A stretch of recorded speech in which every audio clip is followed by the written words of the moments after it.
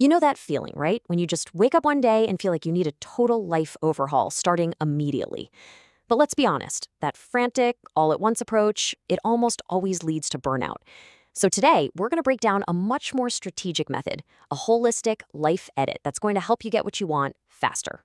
Does it ever feel like you're just dangling? Like you know you want to change, you know you're capable of so much more, but you have no idea where to even start?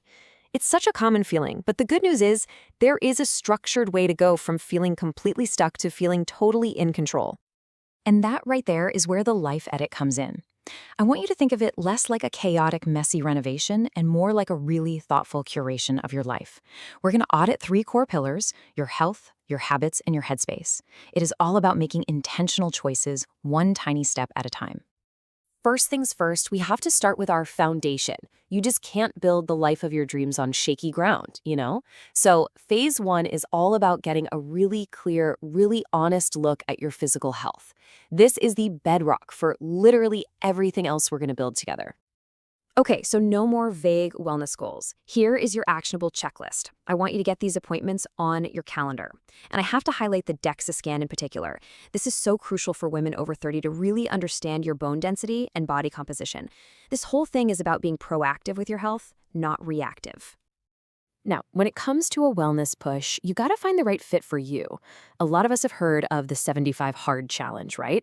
But it was largely designed with men in mind. So, I want to talk about an alternative called Operation 66. This reframes the entire goal. It's not about extreme discipline.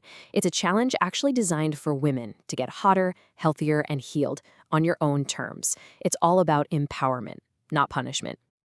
All right, on to phase 2. Once you're taking care of your physical foundation, it's time to clear out all that mental clutter. It's almost impossible to map out a clear future when your brain is just stuck in that constant dopamine loop from all our digital distractions. So let's reclaim that headspace. I absolutely love this idea. It's just such a fun and immediate way to picture it, isn't it? Have a screen-free weekend like it's 1996. What would you even do with a whole weekend totally free from notifications and scrolling and alerts? This isn't about punishing yourself. It's about remembering what it feels like to just be present in your own life without that constant digital noise.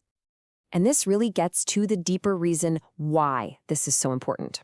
Setting these kinds of boundaries is a true act of emotional protection. Our brains, you guys, they just weren't designed for the insane level of overstimulation we face every single day. A digital detox gives your whole nervous system a chance to just reset and recover. So how do we make this practical? Here are 2 super simple micro habits. First, before you even lay a finger on your phone in the morning, start your day with positive affirmations. Set your own mental tone for the day.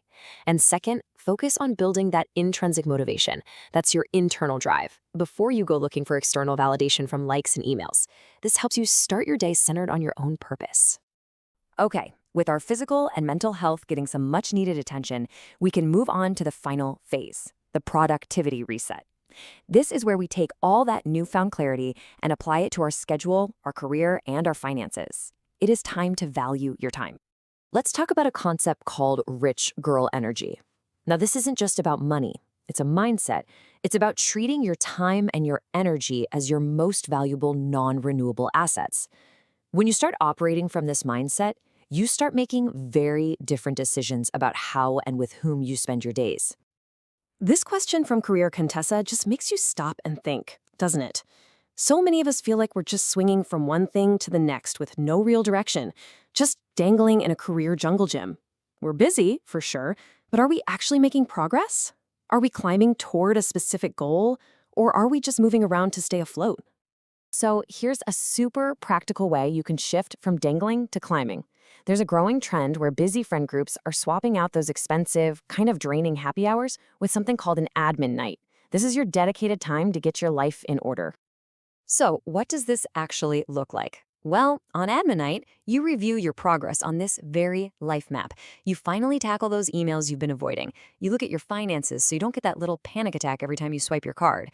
You plan your week with real intention. It's about being the CEO of your own life. And the results of all this? It's pretty profound. By taking control of all these small administrative tasks, you free up so much mental energy. You're no longer just reacting to your life, you're actively directing it. You stop dangling and you start climbing with a real, clear sense of purpose. This quote just perfectly captures the entire point of the life edit.